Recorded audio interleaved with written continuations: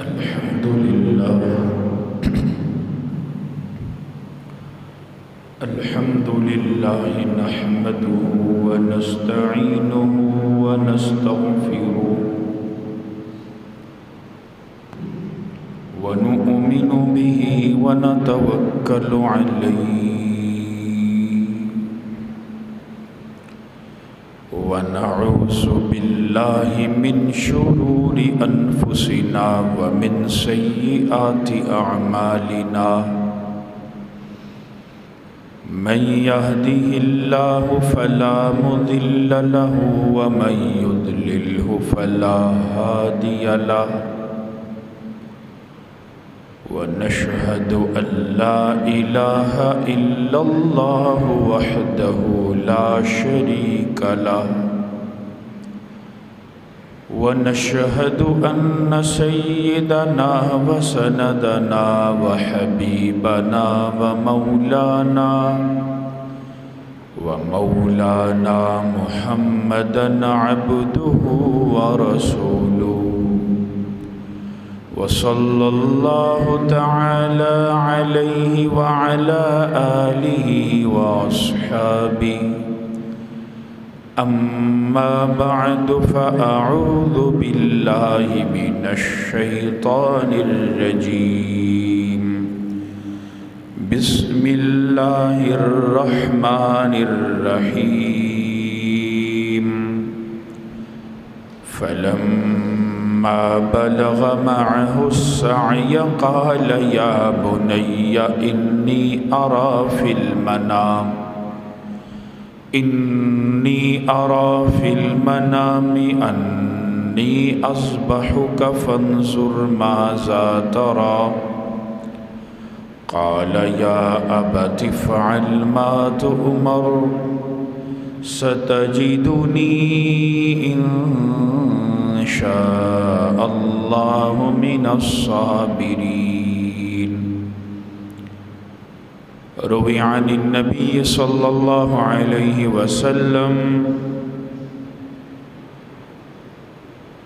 من لم يؤمن بالرؤيا الصالحة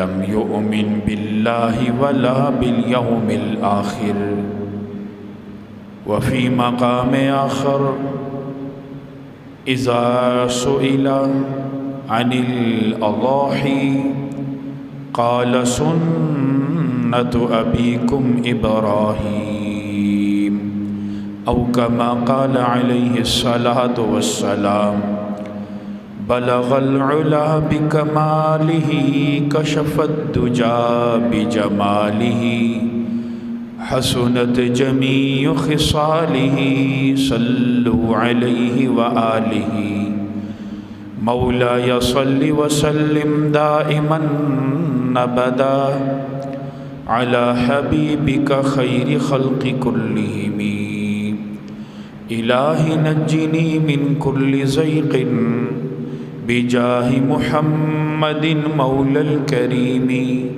وهب لي في مدينته قرارا وبعد الموت دفنا بالبقيع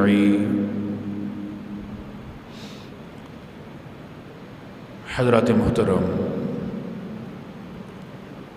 اور سامعین مکرم، ابھی آپ کے سامنے قرآن حکیم فرقان حمید سے چند کلمات مبارکہ کی تلاوت کی ہے اور آقا دو جہاں صلی اللہ علیہ وسلم کہ چند ارشادات عالیہ پڑھے ہیں۔ دعا کریں کہ اللہ کریم مجھے صحیح بیان کرنے کی توفیق عطا فرمائے اور ہم سبھی کو اس پر عمل کرنے کی توفیق عطا فرمائے۔ اللہ تعالیٰ نے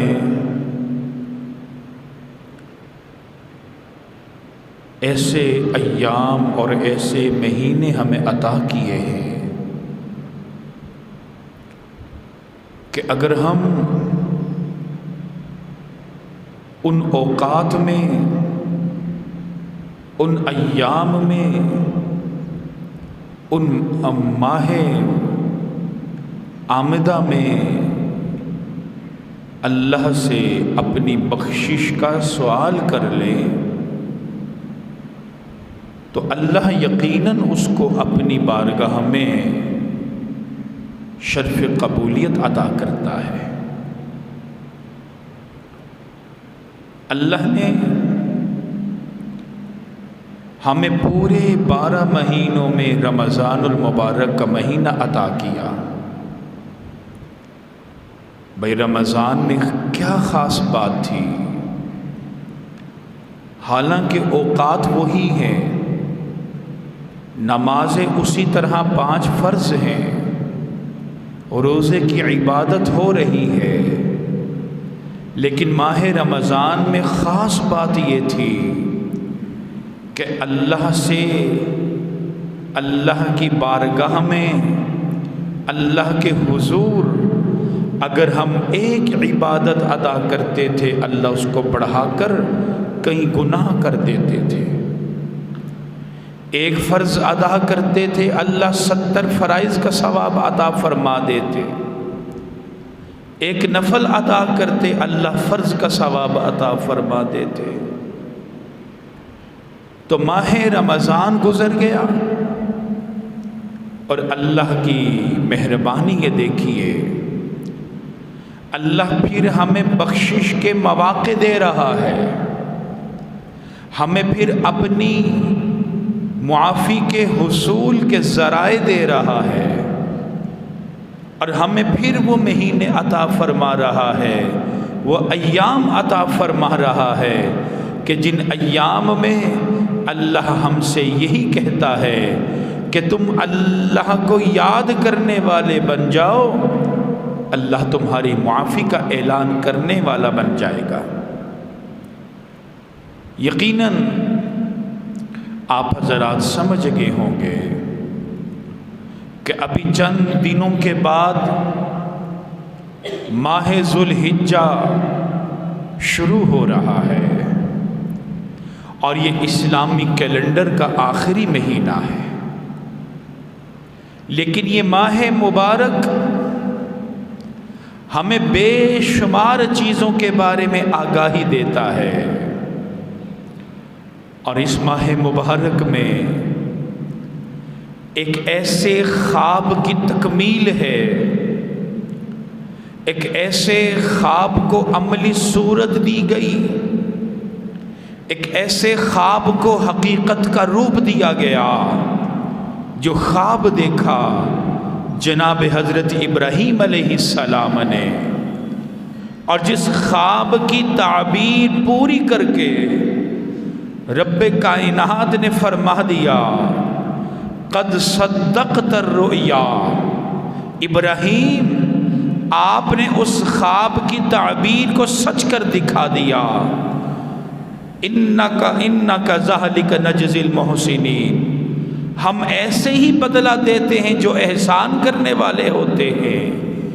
تو ایک خواب ہے، اس خواب کی تعبیر ہے، سیدنا ابراہیم علیہ السلام اس خواب کو عملی صورت دے رہے ہیں، اور وہ خواب کی عملی صورت قیامت تک آنے والے مسلمانوں کے لیے، ایمان والوں کے لیے ایک عبادت کا درجہ بن جاتی ہے، ایک عبادت کے درجے پر فائز ہو جاتی ہے، اور اللہ رب العزت، اللہ کے محبوب ہم سب کو یہ بتاتے ہیں کہ ہم اگر قربانی کریں گے اللہ کے ہاں قرب پائیں گے، اگر قربانی نہیں کریں گے تو قرب ختم ہو جائے گا۔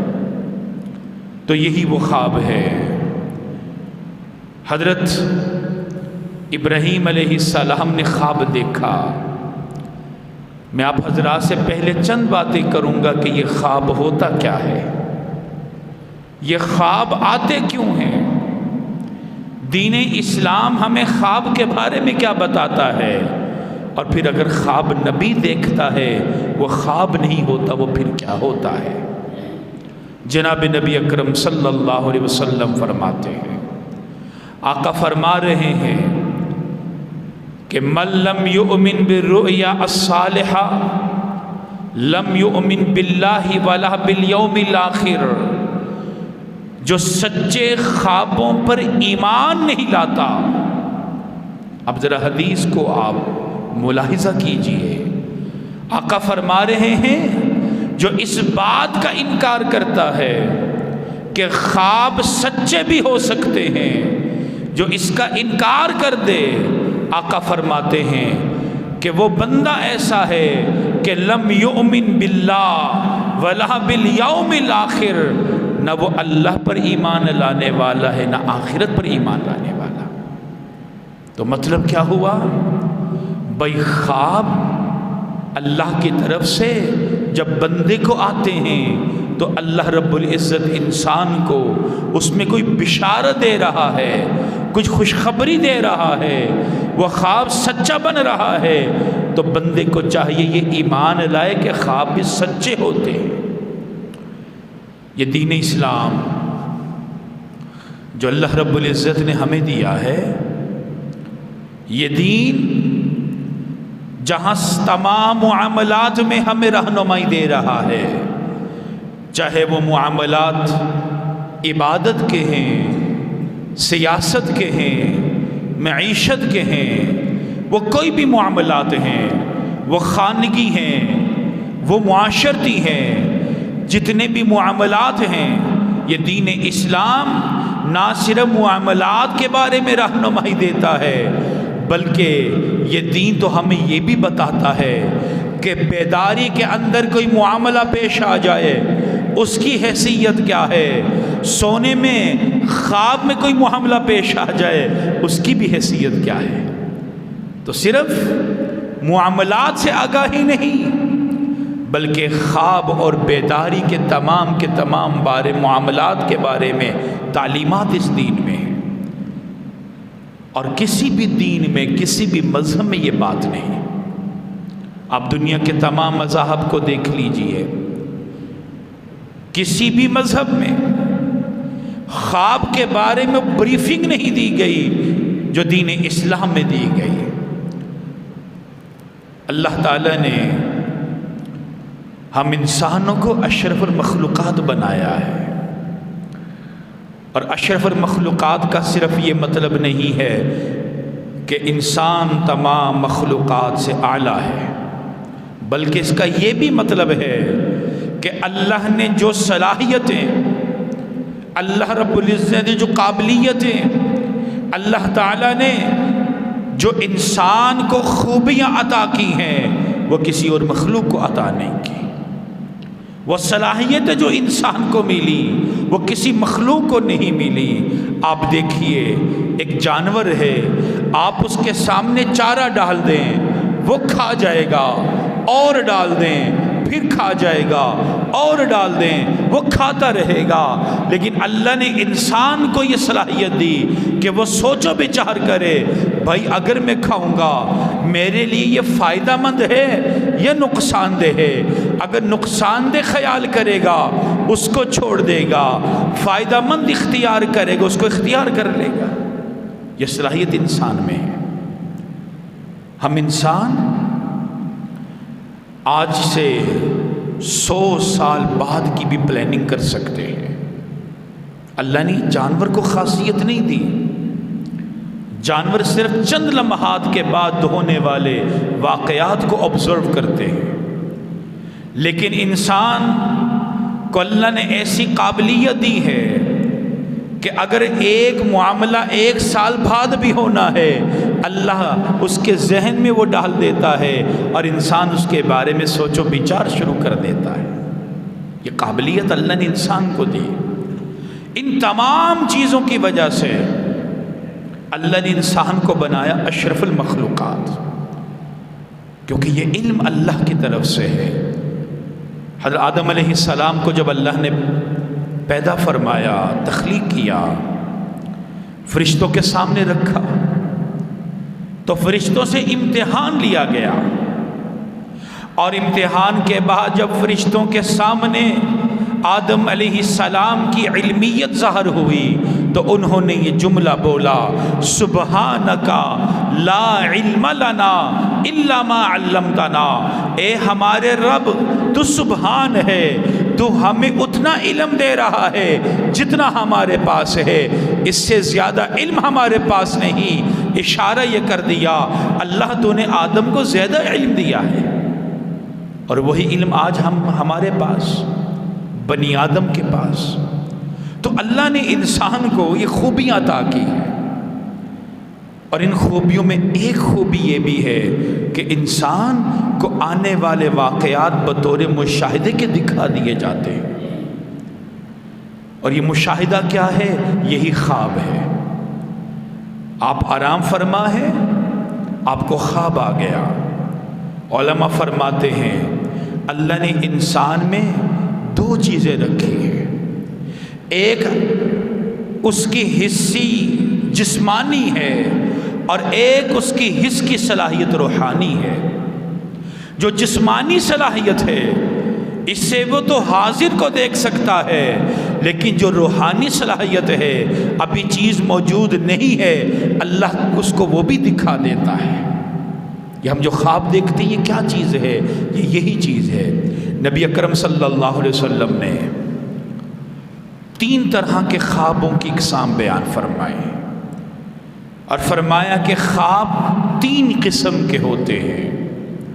فرمایا ایک خواب وہ ہوتا ہے جو انسان کو آتا ہے، اور انسان کو وہ خواب اس کے خیالات کے حوالے سے ہوتا ہے۔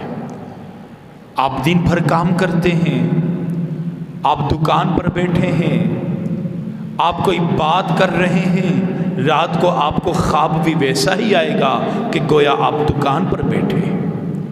کچھ تو خواب آقا فرماتے ہیں کہ انسان کو جو اللہ عطا کرتا ہے وہ اس کے خیالات پر مبنی ہے، ان کی کوئی تعبیر نہیں۔ آقا فرماتے ہیں دوسرے خواب وہ ہوتے ہیں جو شیطان کی طرف سے ہوتے ہیں۔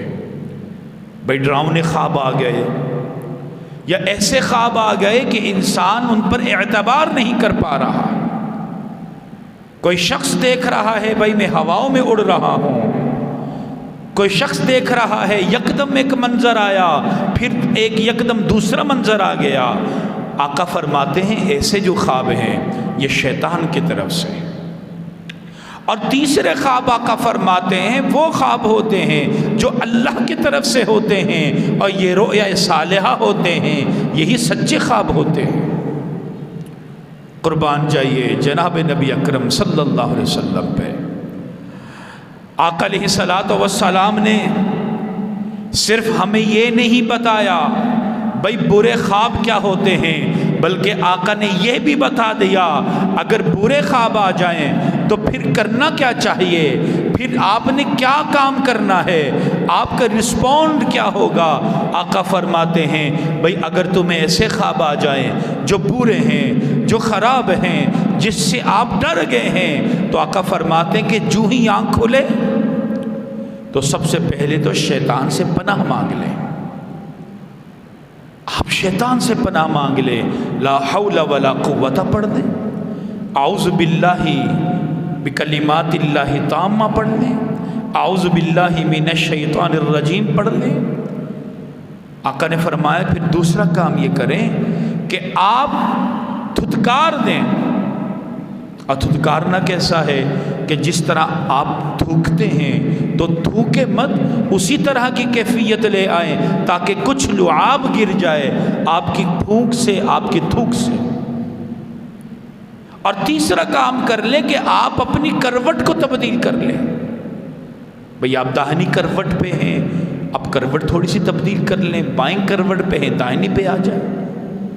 جب آپ اپنی کروٹ کو تبدیل کر لیں گے اور آپ 3 بار شیطان سے پناہ مانگ لیں، 3 بار دھتکار دیں، آقا فرماتے ہیں اس خواب کا اثر اللہ زائل کر دے گا، ختم کر دے گا۔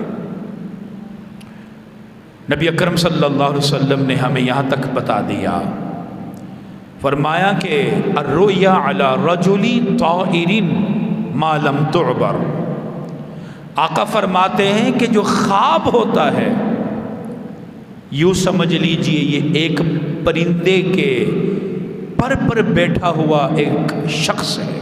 عربی زبان میں ایک محاورہ ہوتا تھا کہ بندہ پرندے کے پاؤں پر بیٹھا ہے، اور اشارہ کیا ہوتا تھا، بس کی جگہ کوئی نہیں ہے، آج ادھر ہے، کل ادھر ہے، کل ادھر ہے تو پرسوں ادھر۔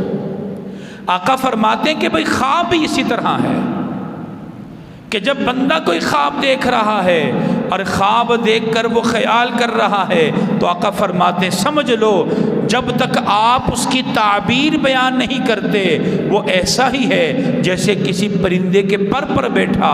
اور پھر آقا نے فرمایا فَإِذَا عُبِرَتْ وَقَعَتْ، جب آپ تعبیر بیان کر دیں گے وہ خواب ویسا ہی ہو جائے گا۔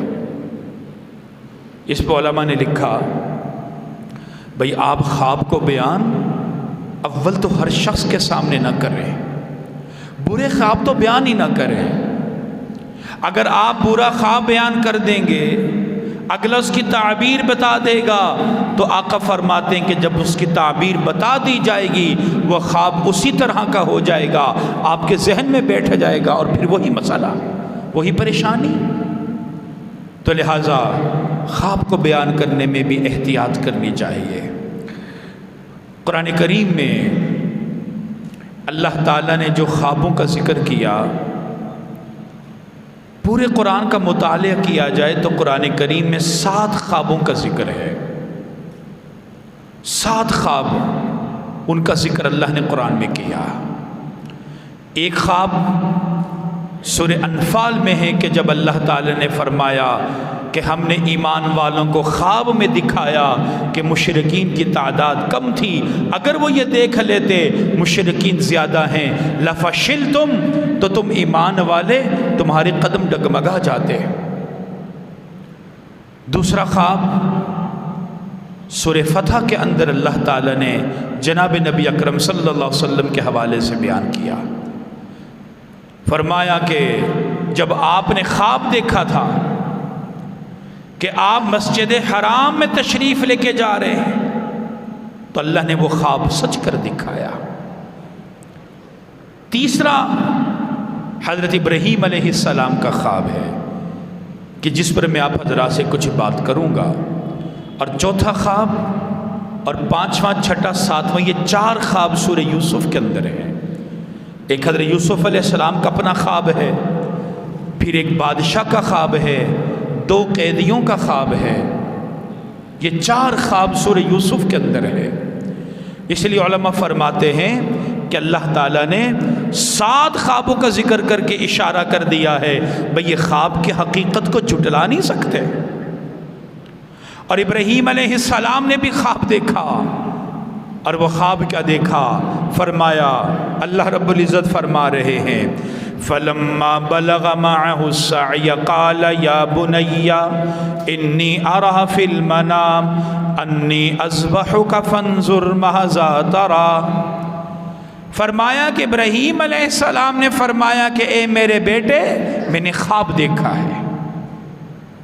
اب یہ سمجھ لیجئے کہ یہ خواب ایسا خواب تھا کہ جس کی تعبیر، جس کو عملی شکل میں جب ابراہیم علیہ السلام نے رکھا اللہ نے اس عمل کو قیامت تک کے لیے عبادت کا درجہ دے دیا۔ کیا خواب تھا؟ اور خواب میں دیکھا کہ اپنے بیٹے کو ذبح کر رہے ہیں۔ یہاں ایک بات سمجھ لیجئے، بعض تفاسیر میں لکھا ہے کہ ابراہیم علیہ السلام کو یہ خواب 3 دن تک آیا۔ آپ کو جب پہلے دن آیا، پہلی رات آیا، تو آپ نے اگلے دن غور و فکر کیا کہ بھائی یہ خواب صحیح بھی ہے یا صحیح نہیں ہے۔ علماء فرماتے ہیں پھر دوسری رات آیا، پھر آپ نے پہچان لیا کہ ہاں یہ اللہ ہی کی طرف سے ہے، اللہ مجھ سے یہ عمل چاہتا ہے۔ پھر تیسری رات آیا تو آپ نے ارادہ کر دیا کہ اب میں اپنے بچے کو ذبح کروں گا۔ تو اب 3 چیزیں ہو گئی۔ پہلی رات آیا تو آپ نے غور و فکر کیا۔ اب غور و فکر کرنے کو عربی زبان میں کہا جاتا ہے ترویہ۔ ترویہ کہا جاتا ہے غور و فکر کرنا۔ تو جب ابراہیم علیہ السلام نے پہلی رات کے بعد آنے والے دن میں غور و فکر کیا تو قیامت تک کے لیے اللہ کے محبوب نے اس دن کو نام دے دیا بھائی یوم الترویہ ہے۔ اب آپ کتابوں میں پڑھیں، آپ کو پتہ لگے گا کہ بھائی حج کب سے شروع ہوگا۔ بھائی حج شروع ہوتا ہے یوم الترویہ سے۔ یوم الترویہ یہ وہ دن تھا کہ جب ابراہیم علیہ السلام اس خواب میں غور و فکر کر رہے تھے بھائی یہ خواب واقعتاً اللہ کی طرف سے، اور دوسرا دن آیا آپ پہچان گئے ہاں یہ اللہ کی طرف سے ہے، اور پہچان کو عربی زبان میں کہا جاتا ہے عرفہ۔ آپ تعارف کا لفظ پڑھتے ہیں، عرفہ کہا جاتا ہے کہ جب پہچان لیا گیا قیامت تک کے لیے جناب نبی اکرم صلی اللہ علیہ وسلم نے اس دن کا نام مبارک رکھ دیا یوم العرفہ۔ بھئی یوم العرفہ کا مطلب عرفات سے نہیں ہے، یوم العرفہ کا مطلب علماء فرماتے ہیں ابراہیم علیہ السلام نے دوسرے دن جب خواب دیکھا تو پہچان لیا یہ اللہ کا حکم ہے، اس پہچان کی وجہ سے وہ دن قیامت تک یوم العرفہ بن گیا۔ اور تیسرے دن آپ نے قربانی کے لیے اسماعیل علیہ السلام کو لے لیا، اور قربانی کو عربی میں کہا جاتا ہے نحر، اور قیامت تک کے لیے اللہ نے وہ دن یوم النحر بنا دیا۔ تو ابراہیم علیہ السلام خواب میں غور و فکر کر رہے ہیں، پھر پہچان جاتے ہیں، اور پھر عملی شکل اختیار کرتے ہیں۔ یہ تین چیزیں آ جاتی ہیں، اور جب عملی شکل اختیار کرتے ہیں اس سے پہلے اپنے بیٹے کو کہتے ہیں یا بنیا انی ارا فی المنام، اے میرے بیٹے میں نے خواب میں دیکھا ہے۔ اب یہاں سے یہ بھی کوئی کہہ سکتا ہے بھئی یہ تو خواب کی بات تھی، کیا پتہ حقیقت تھی بھی کہ نہیں۔ تو اسماعیل علیہ السلام کا جواب سن لیجئے۔ اسماعیل علیہ السلام جواب کیا دیتے ہیں؟ یا ابت افعل ما تؤمر، اے میرے ابا جان آپ کو جو حکم ہوا ہے آپ وہ کر دیں۔ اسماعیل نے یہ نہیں کہا ابا جان جو آپ نے خواب میں دیکھا وہ کر دیجئے، بلکہ فرمایا جو آپ کو حکم ہوا وہ کر دیجئے۔ اس سے علماء نے یہ نتیجہ نکالا کہ جب عام بندہ خواب دیکھے وہ غلط ہو سکتا ہے، لیکن جب نبی خواب دیکھے وہ وحی ہوتا ہے، نبی کا خواب جھٹلایا نہیں جا سکتا۔ اب اس کی وجہ علماء نے ایک اور بیان فرمائے۔ جناب نبی اکرم صلی اللہ علیہ وسلم فرماتے کہ ہم جو انبیاء ہیں ہم جب سو جاتے ہیں تو ہماری آنکھیں تو سو جاتی ہیں، ہمارا دل نہیں سوتا، ہمارا دل حالت بیداری میں رہتا ہے۔ تو اور وحی الہیہ دل پر جب آ جائے تو وہی وحی ہے۔ تو گویا کہ جب نبی خواب دیکھ رہا ہے وہ خواب نہیں ہوتا بلکہ وہ خواب حکم الہی بن جاتا ہے۔ تو ابراہیم علیہ السلام نے اپنے بیٹے کو بس خواب کا بتایا تھا، لیکن دنیا نے دیکھا، اس زمین و آسمان نے دیکھا، اسماعیل علیہ السلام یہ نہیں کہتے اے میرے ابا جان یہ آپ نے تو خواب دیکھا، یہ نہیں کہتے اے میرے ابا جان کیا پتہ اللہ کی منشا کوئی اور ہو، بلکہ فرمایا یا ابت افعل ما تؤمر، اے میرے ابا جان جو آپ کو حکم ہوا آپ کر لیجئے، ستجدنی انشاء اللہ من الصابرین، اگر اللہ نے چاہا تو آپ مجھے صبر کرنے والوں میں سے پائیں گے۔ اس لیے علماء فرماتے ہیں کہ آپ جب بھی نیک کام کریں تو اول تو اس میں آپ انشاءاللہ کی بات کیا کریں۔ بھئی آپ نے کوئی مکان بنانا ہے یہ مت کہیں میں مکان بناؤں گا، آپ کہا کریں انشاءاللہ میں مکان بناؤں گا۔ قربانی کرنی ہے یہ نہیں کہنا بھئی میں نے قربانی کرنی ہے، بلکہ کہنا انشاءاللہ میں قربانی کروں گا۔ اب علماء فرماتے اس کی وجہ کیا ہے؟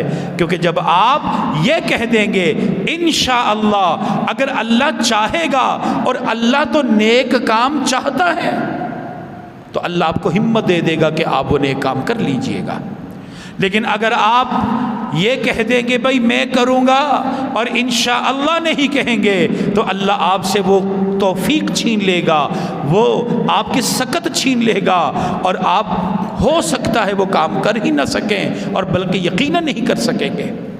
تو اس لیے یہ جو آیات مقدس اللہ رب العزت نے بیان فرمائی یہ آیات نہیں ہے، بہت بڑی حقیقت ہے. بس آخری بات میں کر دوں، آج کل کوئی بھی نیک کام کر دیں اس کو فوراً ہی سوشل میڈیا پہ ڈال دیا جاتا ہے تاکہ جی ہمیں کومنٹس مل جائیں، تاکہ جی ہمیں ہمارے ویوز اچھے ہو جائیں، لوگوں کو پتہ چل جائے. مشہوری کے لیے بھئی قربانی کا جانور لے لیں، لیکن یہ خیال کریں کہ ایسا کوئی عمل نہ ہو جو ریاکاری کے اندر آئے. جب آپ ریاکاری نہیں کریں گے، محض اللہ کے لیے کریں گے، اللہ اس کو قبول کرے گا اور قبول کر کے اس عمل کو قیامت تک کے لیے زندہ رکھ دے گا. ابراہیم علیہ السلام جب اسماعیل علیہ السلام کو لے کر جا رہے ہیں، یہ دونوں ہیں، بیابان جگہ ہے، کوئی نہیں ہے. ابراہیم علیہ السلام اتنا بڑا عمل کر رہے ہیں، کوئی کیمرہ مین نہیں ہے، کوئی سوشل میڈیا رپورٹر نہیں ہے، کوئی یوٹیوبر نہیں ہے، کچھ بھی نہیں ہے، بس اللہ کے لیے کیا. اللہ کو اتنا پسند آ گیا، قیامت تک کے لیے اس عمل کو مشہور کر دیا. آج سب جانتے ہیں بھائی ابراہیم علیہ السلام نے یہ عمل کیا، اسماعیل علیہ السلام نے خود کو پیش کیا. بھائی کس نے بتایا؟ اللہ نے بتایا، کیونکہ ابراہیم علیہ السلام نے کس کے لیے کیا تھا؟ اللہ کے لیے کیا تھا. تو جو عمل اللہ کے لیے ہوگا، تو جس طرح اللہ کی ذات ہمیشہ رہے گی، وہ عمل بھی ہمیشہ کے لیے آپ کا محفوظ ہو جائے گا. اس لیے قربانی کیجئے. آنے والے ایام بڑے محترم ایام ہیں. 10 ذوالحجہ تک جو عشر ذوالحجہ ہے، اس میں عام طور پر جیسے کہا جاتا ہے کہ بھئی ناخن نہ کاٹیں، بال نہ کاٹیں. یہ ایک صرف اس وجہ سے ہے کہ آپ کی مماثلت ہو جائے ان حجاج سے جو اس وقت حج کرنے کے ارادے سے پہنچ چکے ہیں. کیونکہ جب احرام کے اندر بندہ جاتا ہے، نہ وہ ناخن کاٹتا ہے نہ بال کاٹتا ہے، تو ایک مماثلت ہے. اگر آپ کاٹ بھی لیں گے تو قربانی پر اثر نہیں ہے، لیکن بہتر عمل ہے آپ کوشش کیجئے جب چاند نظر آ جائے اس کے بعد بال اور ناخن کاٹنے سے احتراز کر لیں. قربانی کے حوالے سے نہیں بلکہ مماثلت کے حوالے سے، اور عبادت خوب کریں. ان 10 دنوں میں یہ 10 راتیں جو آ رہی ہیں بڑی محترم راتیں ہیں، اور پھر اس کے بعد یوم العرفہ کا روزہ بھی ہے. تو بہرحال یہ ساری عبادات ہیں. تو دعا کر اللہ تعالی ہم سب کو محض اپنی رضا کے لیے عبادت کی توفیق عطا فرمائے. وآخر دعوانا ان الحمد للہ رب العالمین.